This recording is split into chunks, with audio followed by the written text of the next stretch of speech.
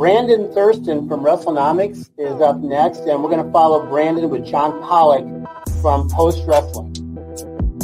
Thank you, and good afternoon, everyone. But we can't ignore the math, okay? We can't ignore the data. Go on Google Trends, type in your name, then type in mine. You're a straight line, I'm a pyramid. I like the very direct question on that.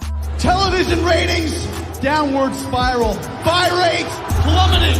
The time is now to turn the math around.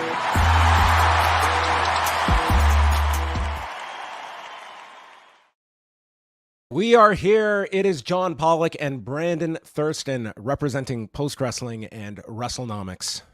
Postalnomics, if you are so inclined. How are you, Brandon?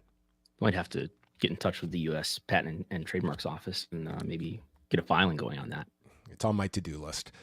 We have a very busy show. We didn't know what we were going to be talking about today, but one thing that is usually secure is that by Wednesday, we have a whole host of items to discuss. So we will be getting into all of that. But before I forget, I'm going to mention right off the top that if you are sitting at your laptop, computer, maybe you're listening to us in your earbuds, and I know what you're saying, man, I wonder what John Pollock and Brandon Thurston would sound like in person. Well, if you are here in Toronto on Saturday, July the 6th, you are going to get such a question answered because we have assembled the pro wrestling media panel discussion chat that we are going to have as part of the cash-in event that Post Wrestling and Poison Rana is putting together at Yuck Yucks on 224 Richmond Street West in downtown Toronto, just a short walk from the Scotiabank Arena, the site of Money in the Bank that night. We're going to be doing a panel chat right off the bat at 2 p.m. that day. Brandon Thurston, Wei Ting, Stephanie Chase, and Benno from the Grapple podcast. We're going to be on stage. We're going to be chatting about many different topics within the media, several guests that will be in attendance to be determined. So we hope to see many of you out there. If you want to pick up a ticket, postwrestling.com/live. Free autographs from myself, Brandon Thurston. Autographs. I don't know what his rate is, but I'm sure you can coax him into at least a signed Excel spreadsheet. If you bring it, you have to supply the print. Yeah, I don't really do autographs anymore, but if you print out an Excel spreadsheet and you want me to sign it, I will consider it. So that is coming up, the cash-in on July the 6th, which is going to be the WWE's next premium live event, and we will have presence at the next 3 events between all of us. We have got this coming Saturday, Clash at the Castle in Glasgow, Scotland, and I guess we can mention it here. Wrestlenomics and Post Wrestling, we have put our thinking caps together. Brandon you have to say and it in French, though. You have to announce it in French. Oh boy, I would have to be going back to my elementary school and first 2 years of high school education, which I was not that bad in French. I actually got an A in French in grade 9 and 10. But Lucas Sharpio, man that had taken the world by storm after the Backlash France event, he is going to be representing both of our outlets this coming weekend in Scotland. He will be there on the ground, attending the event and attending the post-show press conference, which we did confirm with a spokesperson from WWE. The press conference is happening as of about an hour ago, as I was told. And they are also doing some kind of post-show as well, whatever that will entail. But that's all coming up this weekend, and we're tentatively planning to have Lucas. He will be doing both written work for both of our sites and appearing on this show next Wednesday, and we'll do a whole rundown of the events as they unfold in Scotland. Yes, looking forward to that. We were discussing earlier today his article that he's going to be working on. All right, so check out all of that work in the coming days, but let's dive into things. And we're going to start off with the latest concerning the Janel Grant lawsuit. This past week, last week we discussed that there was a request made by the plaintiff side to put a stay or a hold on the civil case that was filed back in January, allowing for the federal investigation to continue and be uninhibited by an ongoing civil suit. And we got a ruling from Judge Jeffrey Meyer this past week stating that they have approved this stay for 6 months, and therefore this case can be picked up again in December. And this clears the way for the federal investigation, the little that we know about it, to continue. And I guess any other takeaways from this? A lot of these documents that were filed are sealed, but we did get at least some insight onto the at least key notes as it relates to the ongoing status of the case? Yeah, these, as you said, there's these filings that we've got most recently. The last 3 have been sealed, and there's also on May 30th there were those 2 sealed filings that were filed by an attorney from the Southern District of New York. But this, we can at least read this fairly lengthy docket entry that is, looks to be written by the judge, just saying that he's approving the stay for 6 months, putting the date potentially, I think these things could change, but potentially at December 11th.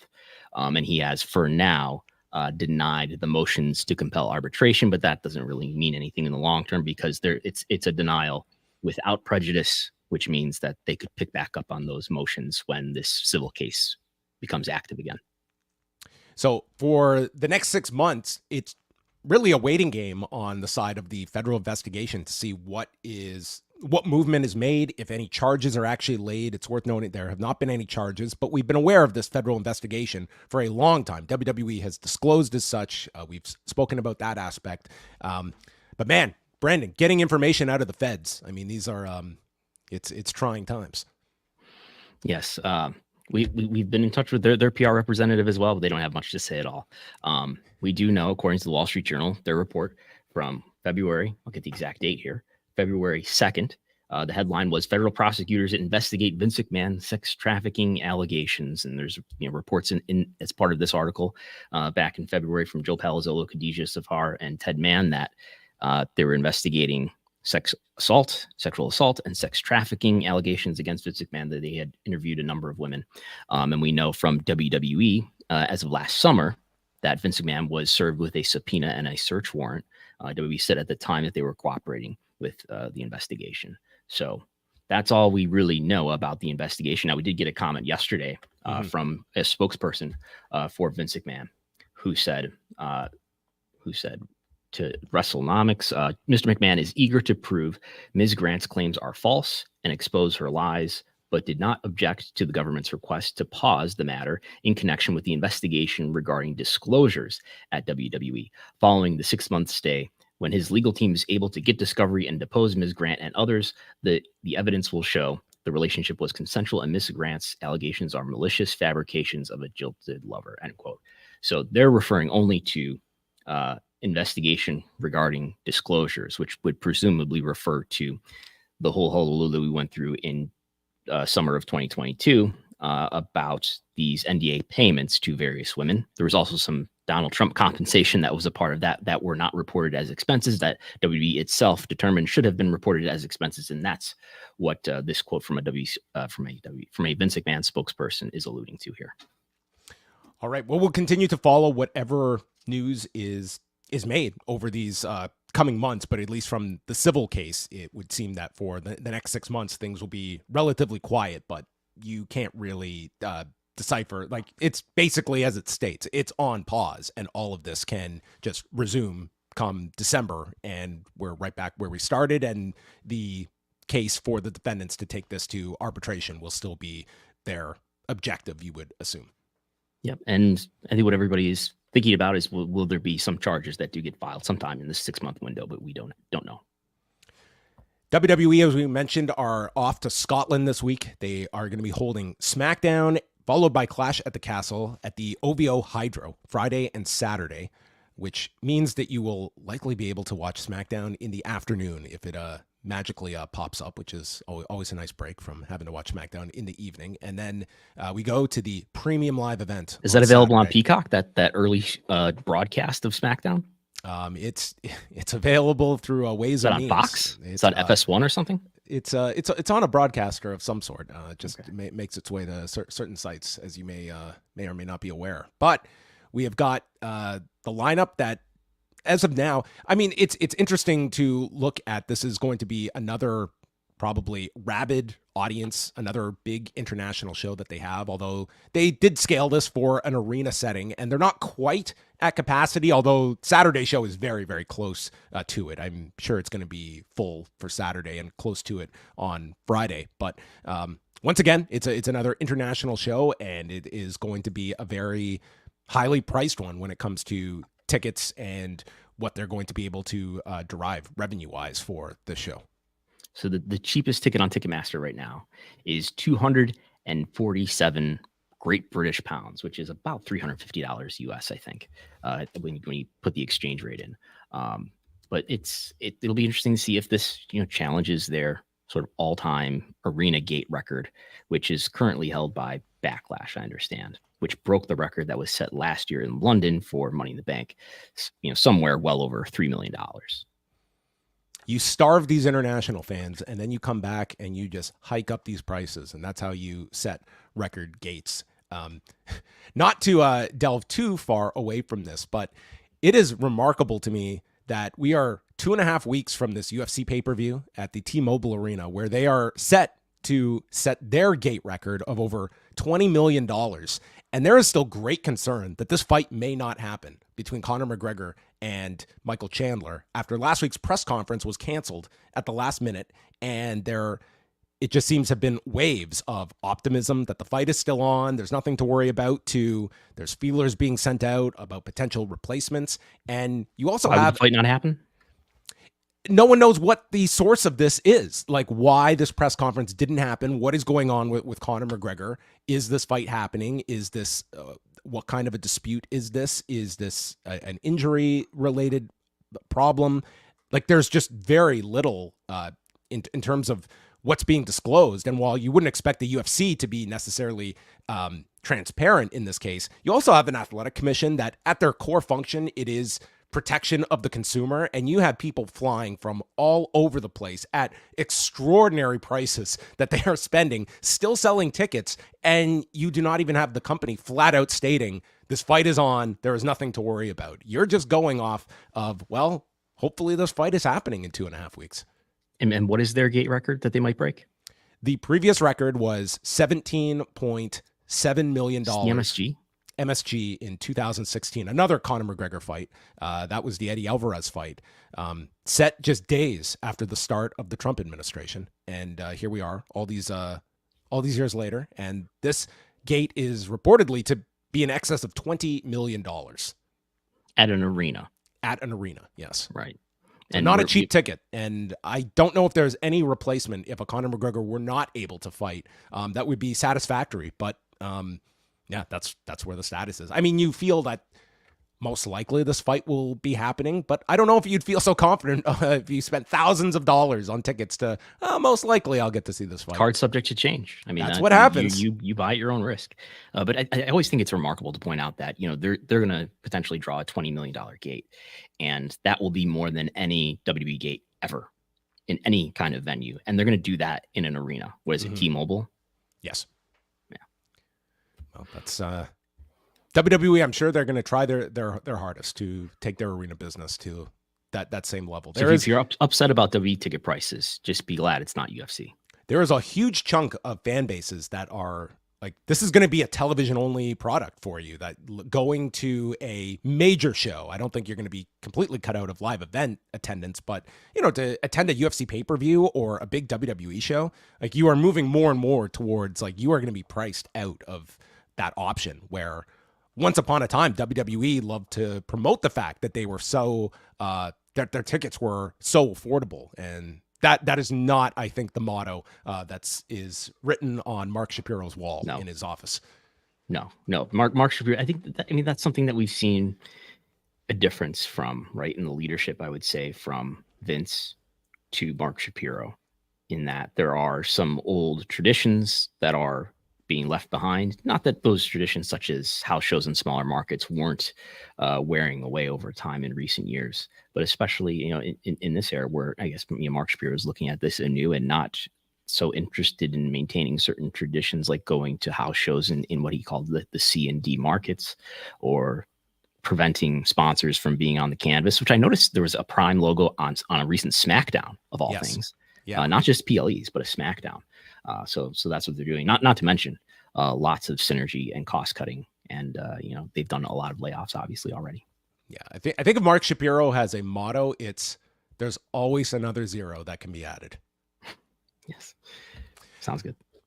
Well, maybe WWE is looking to add some zeros in Japan, because this coming Sunday, when NOAH will be holding its event at Yokohama Buntai, Grand Ship 2024 in Yokohama, they will be making an announcement in conjunction with WWE, a major announcement this coming Sunday. What it is, we will see.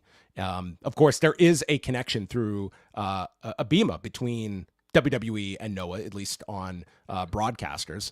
But we will see what this means and ultimately what this means for NOAH, if this is some sort of a working relationship with WWE. And certainly we now, over these last couple of months, have seen more of a strategy from WWE to be working with, albeit much smaller companies, but at least opening up their doors and working with your TNAs. We just got an announcement that they're sending Io Sky to Marigold, and you would think this would be probably something in that same vein.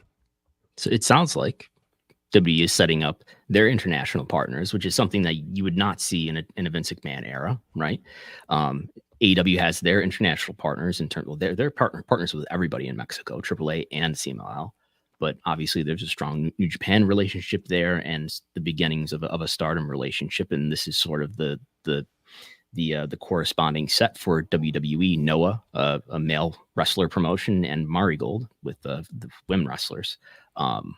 Is this concerning for the Japanese wrestling industry? Is this is this the Trojan horse of WWE coming into Japan to occupy one of these promotions and slowly but surely wear it away and homogenize it and do damage to it, as purportedly Vince did in the 80s with the territories, and then you look at the UK indies, in which ICW and Progress were adopted as partners. WXW, they ended up on the network, WWN and Evolve, and the indies certainly are not what they were, at least in terms of those companies. WN doesn't even run shows anymore today. Well, I feel that your response will be, that was a different era.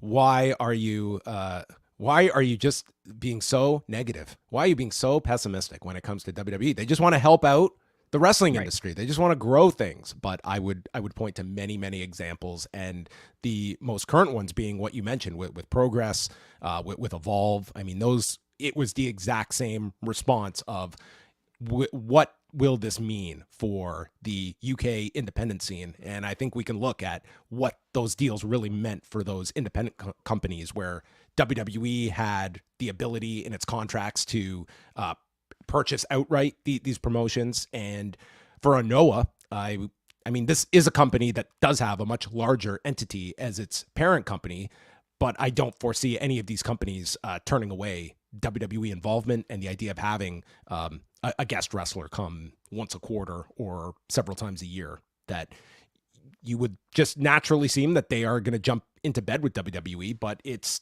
certainly comes with its risk as well about what the ultimate plan is for WWE. Is it to prop up a NOAH, or is this to really get their feet on the ground with a Japanese company that can be mainly in their image and likeness?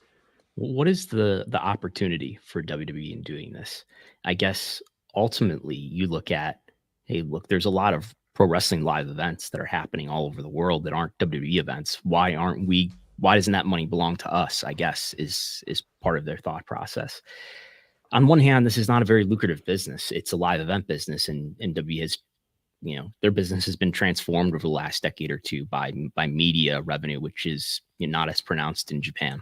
So is that the opportunity that they're after here? Is just to get the live event revenue and hopefully profit that's in abundance in Japan? Well, I think that this is something that I think that Paul Levesque eventually very much spearheaded during his kind of last level of influence, when what was our favorite term? Global localization. Global localization. And it very much felt that was not a priority of Vince McMahon. And I would kind of lean towards that as well, of what the upside is here, as opposed to just having roots in different areas of the world. What is the cost of developing those roots versus what is the fruit that you're bringing from these different regions, as opposed to touring, or like what is the financial upside? Because these are not, I guess this is a rather safe way to go into Japan, where you are simply having a partner rather than trying to start something from scratch, which was basically the idea of this image here, was getting performance centers in different parts of the world and starting up, and that NXT UK was going to be the first of many satellite NXT operations that, I mean, NXT UK just disappeared, and NXT Europe is just something that is once a year we get there's still plans, still waiting on NXT Europe. Yeah, I mean, before the pandemic, there were rumors of an NXT Japan presence of some sort. I think it's beneficial to have partners in different regions, and you can always trade talent and supplement your programs with that. I'm not now. They might look at these regions and say, well, even if they're not making that much money, imagine if they had the WWE Endeavor flywheel as a part of it. Maybe there's greater money to extract there. But as we've seen in sort of demonstrated already in the UK, and I guess you could say, well, it was interrupted by the pandemic, but it's demonstrated in the UK, their most comparable market to their domestic one, I would say. There was reason to basically shut down the UK Performance Center and the UK NXT brand. So I think it's going to be difficult if they intend to do something beyond just a talent sharing relationship here. What if this means Kazuyuki Fujita and R-Truth coming together as a dream pairing? I'm all for more Kazuyuki Fujita on Raw or SmackDown.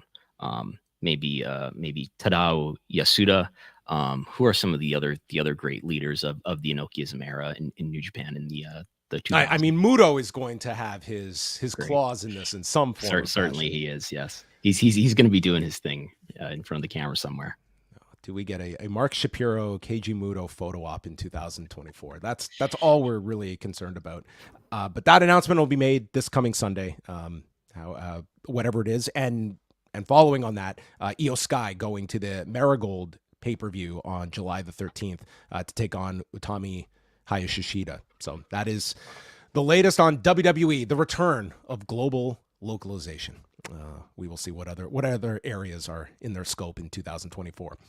Let's move on over to AEW, and we're going to talk about the subject that we never can get enough of. That is attendance for AEW. It is not looking too promising. And this comes as we saw the major shift in the live event strategy. And we're kind of wrapping up the first full quarter under what we can call the Koshe Urbe regime after Raphael Morphy left, and a lot of the shows that they had scheduled bled into the first quarter after he had left to take a job with the Barclays Center. But when you look, and this data is all coming from the great and mysterious WrestleTix that everybody should be following. When you look at these advances, Brandon, like outside of this Forbidden Door show that is approaching the 8,000 mark, like these are some pretty dire numbers over this next month that will take them into their residency at the eSports Stadium in Arlington, Texas. But we're looking at numbers that are not even sniffing 3,000 at this point. Now, some of these we still have weeks to go that we will see. But I mean, like in your neck of the woods, like we have 2,200 set for a Dynamite Collision taping at the KeyBank Center in Buffalo as just one example. And that's essentially the range. Like the high mark is Calgary with 2,600. Yeah, and that's upcoming Calgary, right? And they did a strong number in Vancouver, just to right? Was it Vancouver? Not that long ago. We had the Kia Forum show, 5,600 in LA, yeah, excluding pay-per-views. Vancouver, 6,600, which yes, by today's standards, that was a very good figure for them.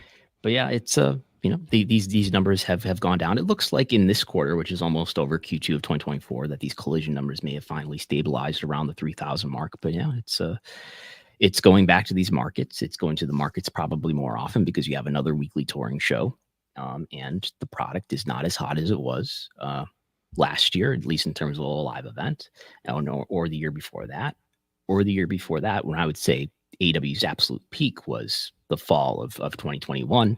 And that's where, if you look on this chart, I think you'll see, you see it in early 2022, or in early 2022, where their average Dynamite attendance anyway was at its peak. It's these live events, like on their own, in terms of the money that they spend on these live events versus the revenue that they get in terms of ticket sales and merchandise. And maybe, I don't know if there's any live event sponsorships, but certainly there's tickets and merchandise. I don't think it's covering the cost, but that's not the business anymore. It's, creating a TV product that your TV partners pay you tens of millions, maybe someday hundreds of millions of dollars for.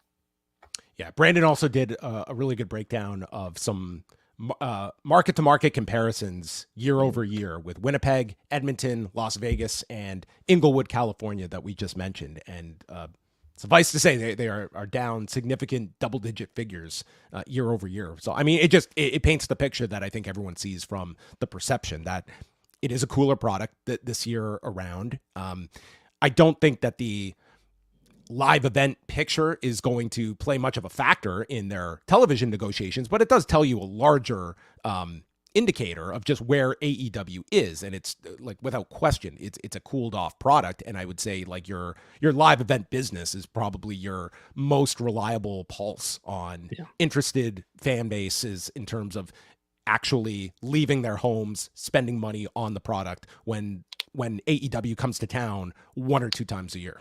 And unlike TV ratings, there's no headwind here. You can say, well, cord cutting.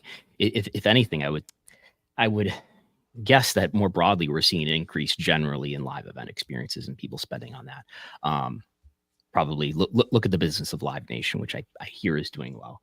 What's the reason for this? Why is live event business soft, as one might say? Is it just the fact that you're increasing volume with Collision added, or is it something else? I think that you can find a lot of different anecdotal reasoning for live events. I think a consistent reason I hear from people is the lack of knowledge about what you're getting for a show.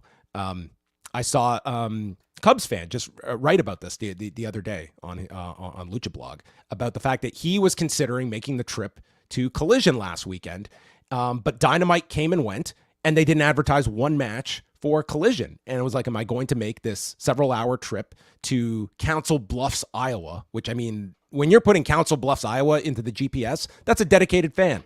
So when you're not going off your show and telling people one match on the very next show that is just days away and relying on Twitter updates in the 24 hours beforehand, well, I think you're cutting off not your entire potential ticket buying audience, but at least some of them that, I mean, it is about creating buzz. Like, you're 2 weeks out, Brandon, from a Buffalo show. Like, you would have no idea not only what matches you're getting, you don't even know what talent will be on that show. And I think there is something to, when a product is colder, you have to over deliver and go above and beyond. A WWE today, you can announce a show in Buffalo for September, and I think you're going to get a great response. It's a hot product. And I think there's also a confidence level that if I buy a ticket to Raw, I know I'm getting pretty much all the stars that are attached to the Raw brand, unless there is an extenuating injury situation.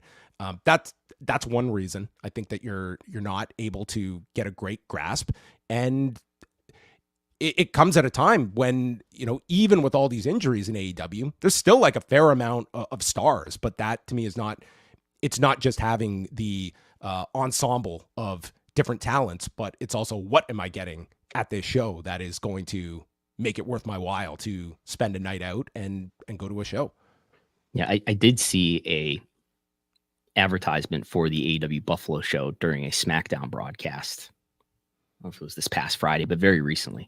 Of course, it's not like there were any matches announced for that. It's just a generic commercial, like see the stars of AEW. I think Mercedes Moné was prominently featured in the ad. I assume you'll see Daniel Garcia, who's from Buffalo. And I think, the idea of promoting matches ahead of time, it requires organization and long-term planning. And I don't know if those are things that are as strong as they need to be to do more of that right now in AEW, in terms of just creatively, in terms of having those matches set in stone ahead of time, so you can even advertise them. Well, Brandon, do you think you're going to be doing a market-to-market comparison when AEW returns to Council Bluffs, Iowa? Do you think that they will return to the Mid-America Center after Koshe Urbe gave his assessment of this past Saturday's live experience in Council Bluffs? Yes, he tweeted Council Bluffs, as he always does, tweet a photo of the arena. And he tweeted, Council Bluffs is home to fantastic fans, a charming city, and a subpar venue partner. For those who chose AEW Collision on TV or in person, thank you.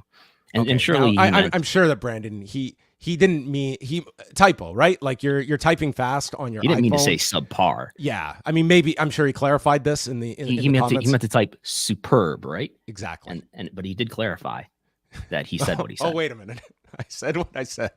So, I mean, credit to the man for being very honest about his lack of approval of the poor Mid-America Center. But I mean, that was an interesting response to the Mid-America Center in Council Bluffs, Iowa. This was a show that among not several.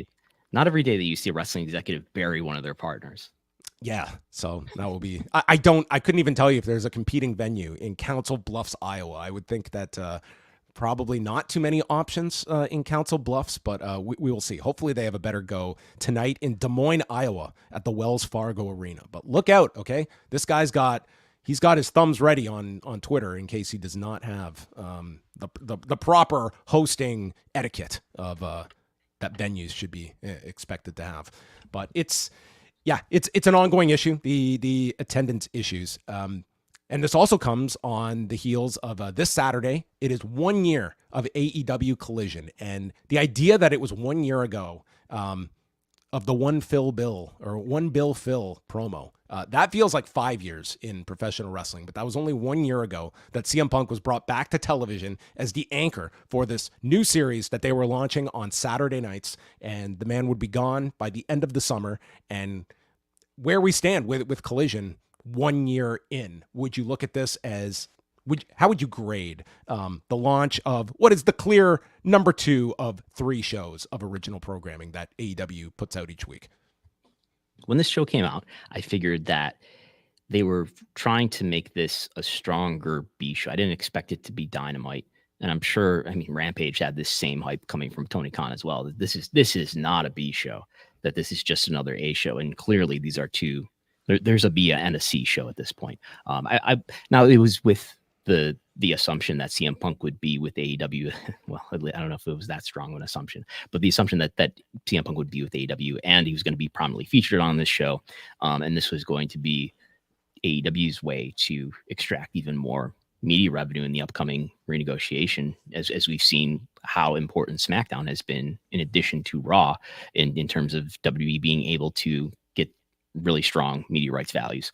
The show has done okay. It's probably doing substantially better than replacement programming would. Reruns of sitcoms like The Big Bang Theory or the movie reruns that are often on TNT. In terms of a rank, I think I do have the chart out here. In terms of a rank, it is averaging year to date number 18 out of all the cable originals in the demo. So that's pretty good. It's not in the top 10, but it's in the top 20 on an average basis year to date. Way was asking me this question. I'm curious your thoughts. What is the ideal night for Collision? If understanding Tony Khan's reluctance to put anything against the NFL, but even putting that aside, if there is some wiggle room to when this show could be moved, what would be Thursday. Optimal? Thursday night, and you would go back to back. Why is it not on Thursday currently?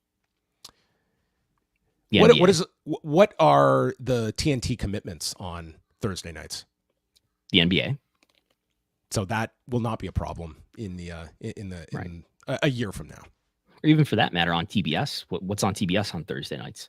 I suppose you don't want to, if you're the T-Nuts, maybe you don't want to split the male 1849 demo on that night and have NBA and Collision. But if NBA is going away or at a minimum is no longer going to be on Thursday nights for TNT, maybe that does make that more of an option.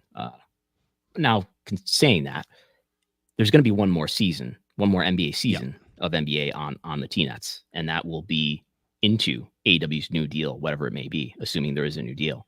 Assuming there is a new deal with Turner. So they're going to continue to have to avoid NBA basketball if that's a priority for another year at least. Or you go 4 hours on Wednesday nights. Maybe. Maybe a 3 hour Dynamite and a 3-hour collision. That might be, that is certainly a 3-hour. Wasn't that Nick Khan's desire? He wanted an 8-hour, Raw. That's right. Let's you just wake up and go right to Raw, and that's how you spend your day.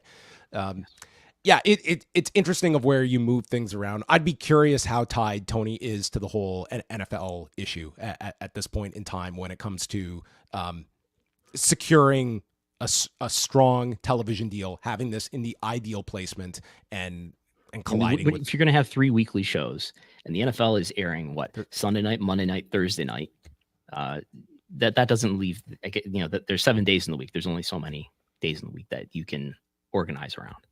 I would love to imagine like the NFL owners all getting together, and that's I'm sure they're real worried about Collision going head to head with Amazon Prime Video's Thursday Night Football. Al Michaels is shaking in his boots. I think they would give him a pass on that one. All right, let's move on to the most focused upon state on any wrestling podcast. That is Texas. The latest, Brandon, is that you have been able to learn. You are being I would call this passive aggressive, but I think you'll be more neutral towards this, but I can share my commentary afterwards. But what have you learned about this ongoing issue, this complaint filed by WWE to try and prevent the release of these records as it relates to WrestleMania and last year's Royal Rumble in the state of Texas? There's a lot of complexity here, and I'm afraid that I'm going to go into too much detail and just lose people. But so I've been making public records requests. This is principally about the Royal Rumble in 2023 in San Antonio. So not this year's Rumble, but the one before. The one was in San Antonio at the Alamo Dome. Looks like there was a site fee associated with it. I did make a records request way back then, the night of the event, and they did give me attendance figures and things of that nature, which we already reported on over a year ago. But what they didn't want to give me was that what's called, I don't know, the Alamo Dome leasing contract or something to that effect. The agreement between the city and or the venue and WWE, which apparently would reveal the site fee information or the bidding information that was related to this event. So as listeners know, there's a lawsuit because the Attorney General ruled that you have to release that information. City of San Antonio, you have to release that information. W said, no, we're going to sue the Attorney General over this to try to withhold this. That lawsuit is ongoing still. And I've also, I decided to make a request to the governor's office because I believe that the governor's office will have record of this as well. So I've made that request, and W's attorneys, they've got Holland and Knight, their attorneys working with them on this issue. And they have written a letter to the Attorney General because this, of course, has to go to Attorney General review to rule whether or not this information has to be released. And they wrote a letter on May 31st. I received it on Monday. They're required by law to give the requester. I said that's an important word in this story today. Remember the word requester. That's me. The requester. The requester. That's my new moniker. They're required by Texas law to give the requester a copy of any third-party letter to the Attorney General where they say this is why you shouldn't release this information because it's special and privileged. So they wrote this letter. They gave it to me on Monday, and it looks like there's an email chain where it looks like they tried to send it to me on the day that they sent it to the Attorney General. But they forgot to include my email address. In any case, here's what they say. They say they point out to the Attorney General, they're currently involved in this lawsuit. And they point out that Mr. Thurston did not intervene in that lawsuit. More on that later. But they pointed out that the document that I'm looking for is this licensing agreement, and it'll reveal all this information that we don't want to reveal. Okay. And there, as people may remember, I was talking about this story before, they're saying that this is confidential information because it's proprietary, because it's a trade secret, and this new third reason, which they did not raise in response to my request for the WrestleMania 38 information, but they did in the case of the Royal Rumble information. They raised that this also should be exempt because it falls under something called common law privacy. Now, we'll explain what that is, but they do say if it doesn't fall under these exemptions, W proposes releasing a copy of the production, presumably that means the agreement, with WWE's confidential information redacted. Redacting WWE's specific proprietary information protects WWE's interests as a private third party while still providing the requester with the documents he seeks. So they are proposing this alternative where if the Attorney General says no to this certain exemption, then they would put it out redacted with certain information withheld still. In any case, they go on and say what's the part that I want to get to here is that information is accepted from mandatory disclosure as confidential if this is like reading directly from the law. The information contains highly intimate or embarrassing facts, the publication of which would be highly objectionable to a reasonable person, and two, the information is not of legitimate concern to the public. So I believe they're quoting from case law there, a case from 1976. In any case, they go on to say the financial terms WWE seeks to protect fall within this common law standard. The terms represent crucial negotiated information that would expose WWE in future negotiations with other parties. They're talking about their site fee negotiations, and reveal closely held financial information about a private company. Further, these negotiated terms are not of legitimate concern to the public. The requester in this case is interested only in uncovering WWE's private information, not in pursuing transparency from a governing body. End quote. So clearly they're not listening to this podcast, or maybe they are today. Who knows? And I could not help but think. Yeah, go ahead. Say what you're going to say. Well, I was just going to say that it's quite something for WWE to make the argument that these are not in the public interest. That is not for them to determine in this case. That is for a neutral third party to decipher what. And that's what the AG is for, I suppose. Yeah, and that's what it is for. But I would also love to parse how you differentiate between this person is only interested in private information versus serving the public, because I think like there's a lot of like parsing that you have to do to be able to separate that and make that like, obviously they're trying to paint this as you are simply just trying to get information that is of no value to the public, that is somehow of value to you and you alone, versus doing the public good, and they are pushing back on this. But I thought you had a pretty strong response to this in terms of breaking it down in a very, I would say, very, very eloquent way.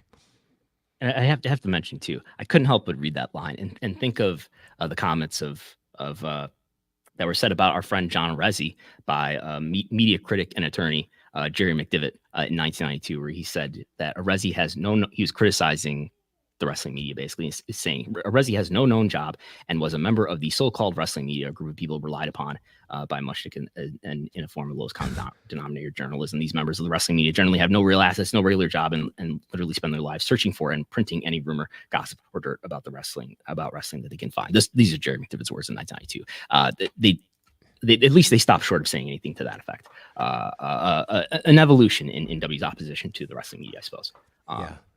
So I wrote them a letter.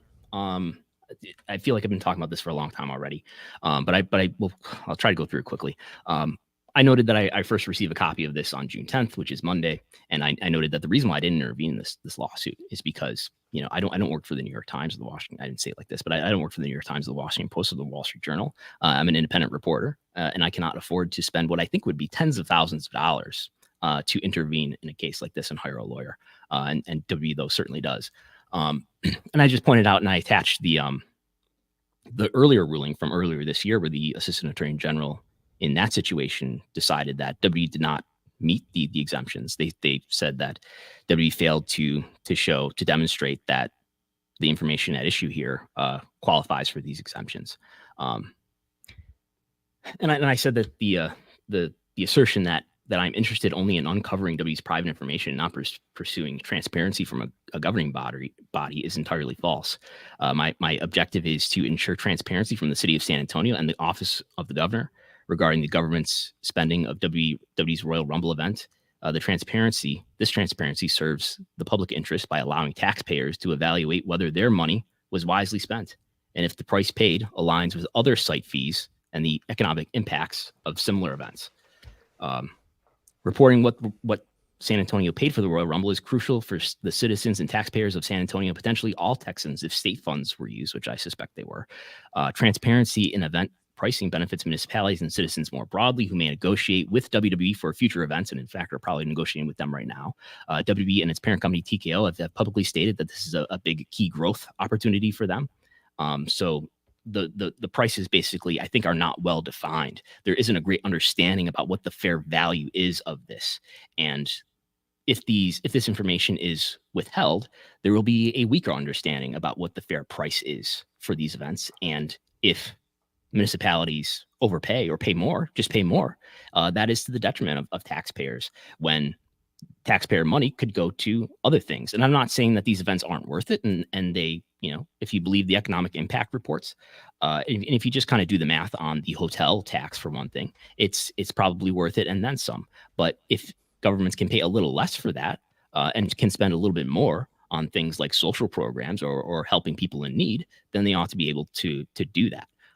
And transparency should only help governments get a fair price for these events.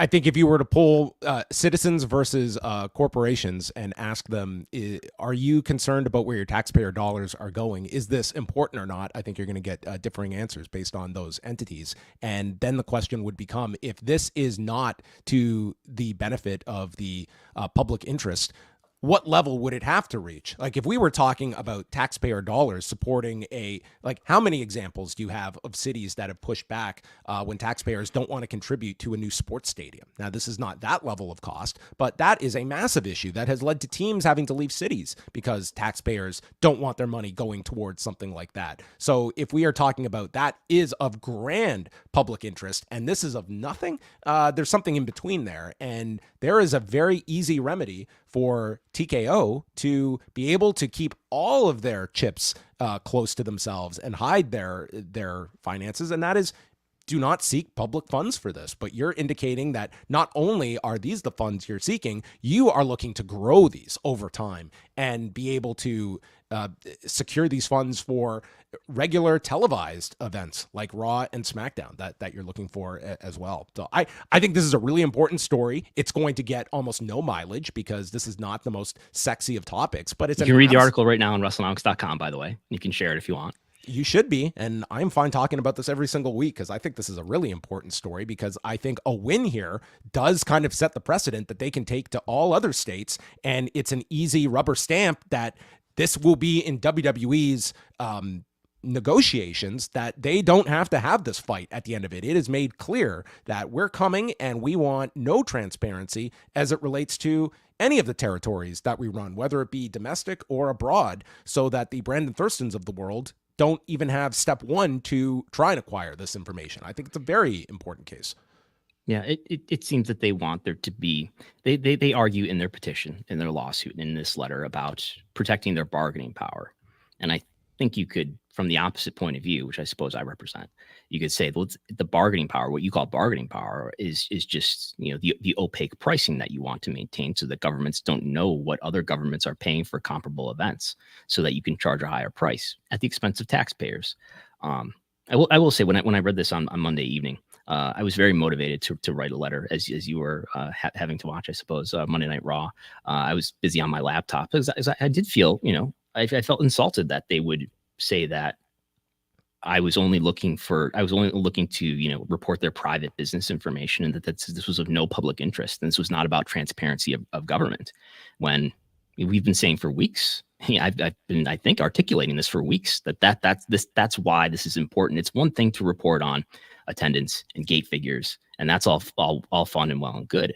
But this is a higher priority when we're talking about how our citizens' tax dollars being spent, and shouldn't they be allowed to know how they're being spent and whether it is a fair price, whether it aligns with the other site fees that are out there and what those events have delivered. It makes me think that maybe that is the reason why there was that other exemption raised in this case of this request and not in the WrestleMania request, and that maybe they were miffed that I made a request for the same information about which there was already a lawsuit happening, which I did. I was transparent about in my request, and I said this is the lawsuit that's happening related to this information. I wasn't trying to withhold that or pull a fast one. You also got more information out of Pennsylvania as it relates to WrestleMania, and you have a story coming up in about 10 minutes at Wrestlenomics.com. We can put the countdown ticker in the upper right hand corner. Yes, we have more documents here. As we got this is from the Pennsylvania State Athletic Commission. So basically, we've already reported what the gate figures were for all of the WrestleMania events and the surrounding events at Wells Fargo Center in Philadelphia. So we knew what the gates were. We didn't know what the ticket sales numbers were. What we've got now are the ticket sales numbers. So this is the WrestleMania Night 1. So we now know that the number of tickets sold for WrestleMania Night 1 was 56,000. WrestleMania Night 2, 56,147. That's the number of paid ticket sales. 56,147 for Night 1. For Night 2, 56,758. There were a few hundred comps. I'll list all the information in the article and on the screen in a moment. But I was perplexed by this extra record that I got for an event happening on April 4th, which I had to look up, was a Thursday. It drew a gate of $180,000. It happened at 29 East Allen Street in Philadelphia, which is not the address of Wells Fargo Center. Certainly not the address of Lincoln Financial Field. Do you have any guess what this event was that was sanctioned by the Pennsylvania State Athletic Commission? 29 East Allen Street. I have $180,000 gate. Was this at the Fillmore? This was at the Fillmore. And for whatever reason, oh my goodness, this ran. There were no matches, right? There was no ring or matches at the Undertaker One Dead Man show, correct? I didn't even think about this event which just came and went in Philadelphia. But nonetheless. So sorry, how much was the gate for this? $180,000. $180,000. Okay, take that, Luthez and Baron Leone in 1953. $100,000 gate. Yeah, and not for nothing. So the reason, what the commission does here is they take a 5% tax on all ticket sales. So despite there being no matches here, I don't think they needed to. Who knows what the bylaws say? They got a 5% tax on the Undertaker one-man show, basically, in addition to WrestleMania and the surrounding events. So the state, just through commission taxes, collected over $2 million because of WWE events. So we can say, look at that as a local government economic positive impact as well, and that they generated an extra $2 million for the state here. That's an astounding number that they drew for this Undertaker show.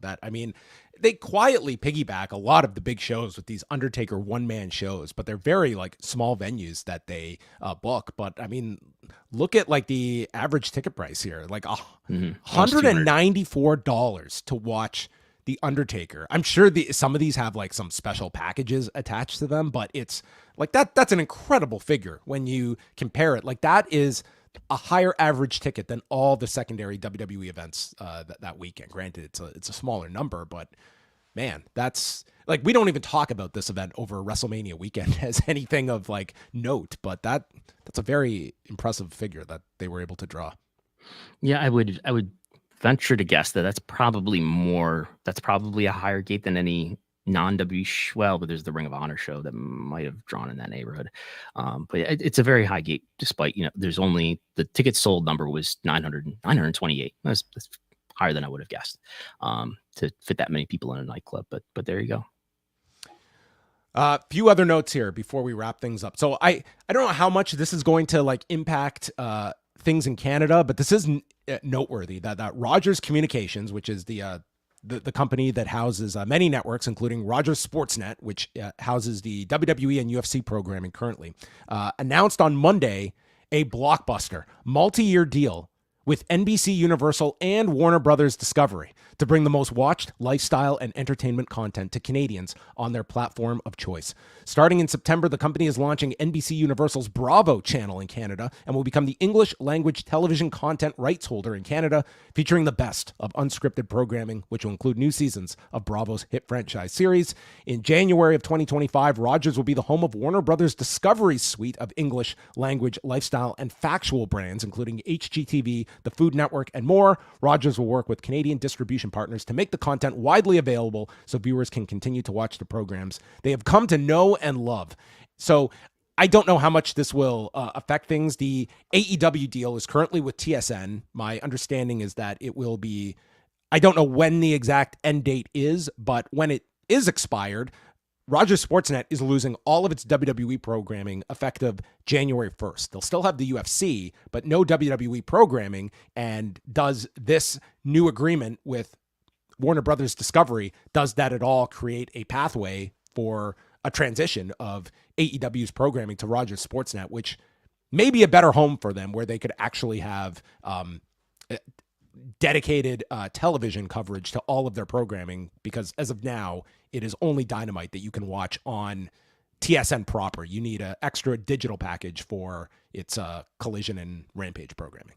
Now, I don't see any mention of TNT or TBS here. No, there's nothing involving that. It is a deal though with Warner Brothers Discovery Programming. Yeah. I think it's interesting that what's the networks that are called out here are the former Discovery networks, HGTV and the Food Network.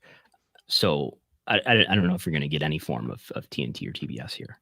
No, I don't think it's going to contain the channels, but it does at least create a relationship with Warner Brothers Discovery. And I question too for TSN, like what their future is with professional wrestling of AEW as well. But that will be an interesting, like many networks out there that are losing WWE and Canada's one where one is expiring with WWE, and it'll be right around the time that AEW could be on the market. So something to keep an eye on in Canada. Have you kept up at all with Who Killed WCW, Brandon? I watched most of the first episode. I understand the second episode aired last night, though. Yeah, we're into the steep decline now of 1998, 1999. Defenders of the finger poke of doom galore, and that is where we are at right now. But it is certainly an interesting series so far, I would say. Well, what did you think so far of episode 1? Who came off well? Anything that was of interest to you that kept your interest? I don't know if I could tell you one memory I have of it. We'll put that quote on the poster. It seemed like a well done documentary. But I think I had it on in the background while I was doing other stuff, but no strong thoughts. Well, I think episode 3 is the introduction of Vince Russo, so I'm sure that will be a very, very measured, nuanced discussion of WCW from 1999 and 2000. I'm sure everyone will be in complete agreement. It will be some very, Will there be a vote at the end or something? I think so. I think it'll be like Survivor, where you get like a piece of parchment to write the person's name that you're going to vote off the island, and we'll have one sole person accused of killing WCW. Mm-hmm. I think it's going to be this guy, Dick Cheatham. I think he's just lurking in the shadows. I think he's going to reveal it right at the end. No Jamie Kellner. Jamie Kellner was not. He was apparently asked to be interviewed, and he's.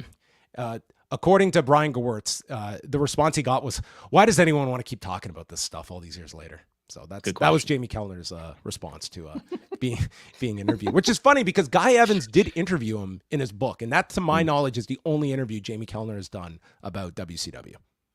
Yeah. I guess this is I'm hesitant to ever talk that much about stuff like that happened before 2015 because I feel there's so many people who know these subjects so much better, but it's a combination of the decline of the popularity and the ratings of the product and TV executives not being that enthusiastic. Okay, here's a memory I can conjure up from watching it, in that they had, like, was it a finance guy from Turner talking about how if you did anything to try to support or help this project, it would be political death for you with Turner, because there were so many people opposed to it, but it was happening nonetheless because of Ted Turner's support for it. Well, episode 3 and 4, they're coming up on Vice TV, and yes, we are doing reviews for them on the Post Wrestling Cafe, myself and Wei Ting, if you want to hear some of our thoughts about the episodes that are going on. But that's going to bring an end. We have gone through all of our topics for another week. We will be back next week.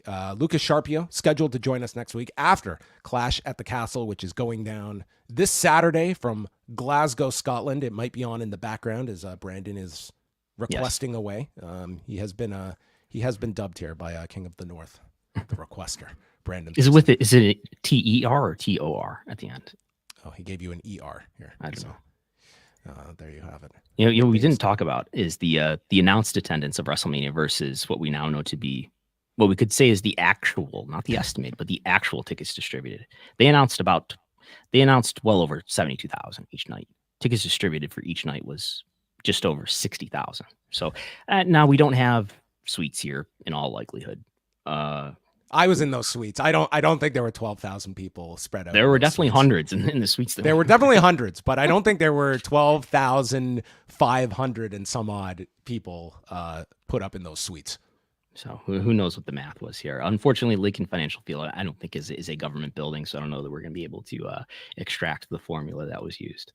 Yes, that was that was the cap off at the press conference. They were going to let 11,000 people into the press conference, but I was number 12,000. I was out of the numbered game, as it were.